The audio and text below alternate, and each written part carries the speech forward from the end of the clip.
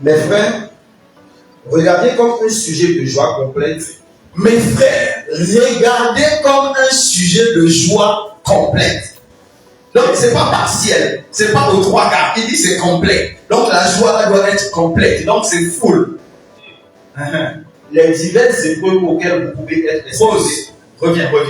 Doucement. Les diverses épreuves. Il n'a pas dit, regarde un sujet de joie quand tu as eu la voiture que tu rêvais.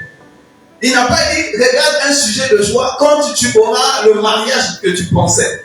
Il n'a pas dit, regarde un sujet de joie quand tu as eu le travail que tu voulais. Il n'a pas dit, regarde un sujet de joie quand tu as la santé que tu désirais. Il dit quoi? Les diverses épreuves auxquelles vous pouvez être exposé. Vous pouvez être exposé. Vas-y. Sachant que l'épreuve de votre foi, l'épreuve de votre foi produit la patience. Amen. Accompli. Afin que vous soyez parfaits et accomplis. Amen. Laisse-la, chacun va les lire. Écoute-moi, mon frère. Écoute-moi, ma soeur. Il n'a pas dit l'épreuve que tu as rencontrée doit te rendre triste. Mais il dit l'épreuve que tu rencontres. Il n'a pas dit une épreuve. Il n'a pas dit deux épreuves. Il n'a pas dit trois épreuves. Il a dit les épreuves diverses. Donc que ça soit spirituel, que ça soit physique, que ça soit moral, peu importe le nom, le type ou la qualité de cette épreuve, il dit cette épreuve-là doit produire en toi une joie complète. Ah ouais, je vous comprends. On n'a pas envie de dire Amen. C'est trop dur. Amen. Non, ça c'est pas l'évangile de la télé. Ça c'est l'évangile de la réalité. Amen. Non mais c'est mieux entre nous, franchement. Je vous assure. Moi même si j'étais dans l'église au début, on m'avait prêché un message comme ça, j'allais rester païen. Parce que non, c'est dur. Comment tu vas me dire je vais souffrir pour que... Et je dois être en joie. Non seulement tu ne me donnes pas l'autorisation d'être triste, mais tu me dis encore d'être en joie. Donc quand je souffre, je dois être en joie. Amen. Donc, celui qui souffre n'a qu'à être en joie.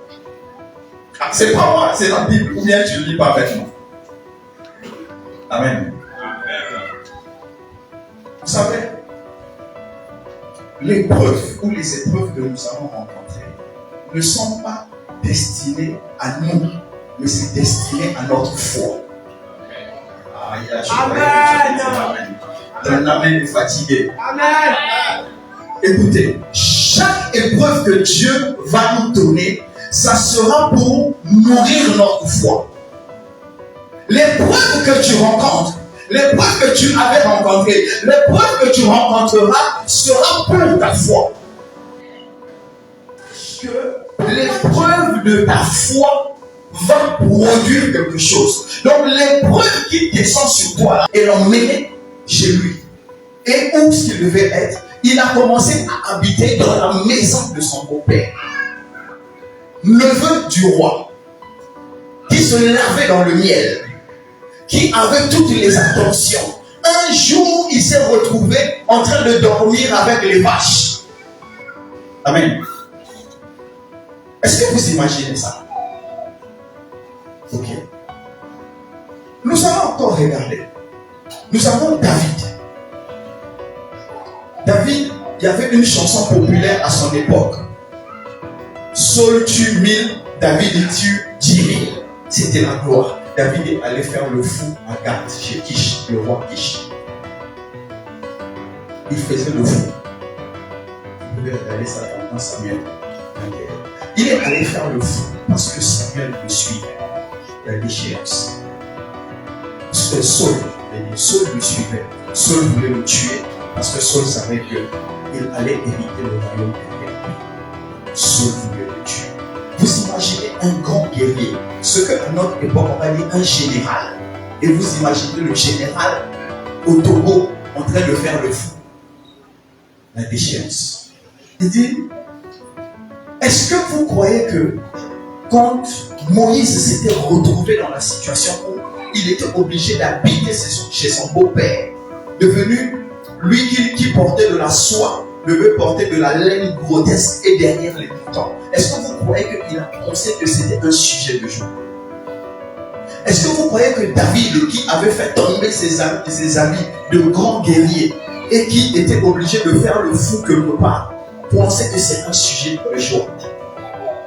Qui pense que ces gens-là ont pensé que c'était un sujet de joie? C'était pas un sujet de joie, mais c'était un passage obligatoire. Amen. Je veux te dire ce soir, tant que tu ne rencontreras pas des difficultés, des grandes difficultés,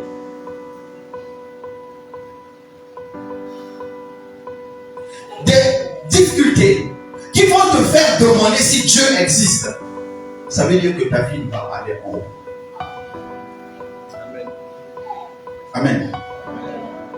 Vous croyez que quand Moïse s'est réveillé au milieu des moutons, il disait: je sais que Dieu existe et je crois en ce Dieu-là, j'ai une espérance renouvelée? Il ne disait pas ça.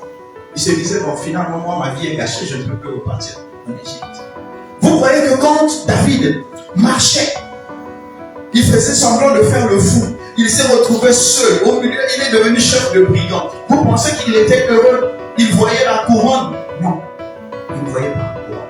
Mais ce schéma était obligatoire parce que Dieu attendait, il les attendait devant. Tu ne connais pas demain. Amen. Tu ne connais pas ton demain.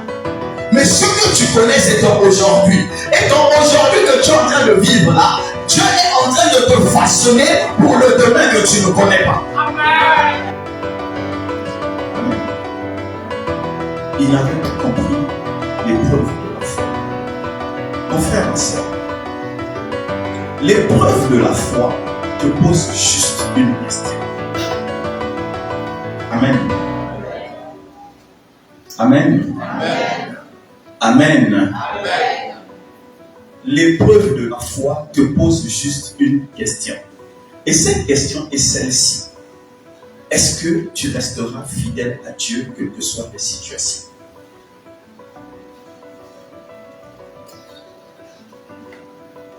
Amen. Amen. C'est ça la question de l'épreuve de la foi.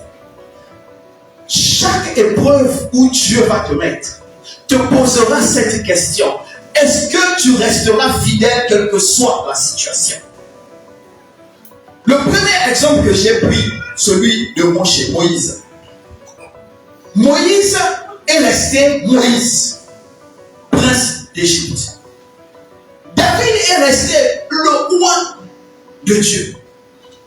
Saul est resté égaré de Dieu. Chacun se pose une question. Qu'est-ce que je fais dans cette situation? Ce que tu fais dans cette situation, en fait, la situation, ce que tu fais dans cette situation te pose une seule question. Quel que soit l'environnement dans lequel tu es, est-ce que tu resteras fidèle? Tu as mangé, tu n'as pas mangé, est-ce que tu resteras fidèle? Que tu dormes dans la rue ou que tu dormes dans une belle maison, est-ce que tu resteras fidèle? C'est ça la question de la foi.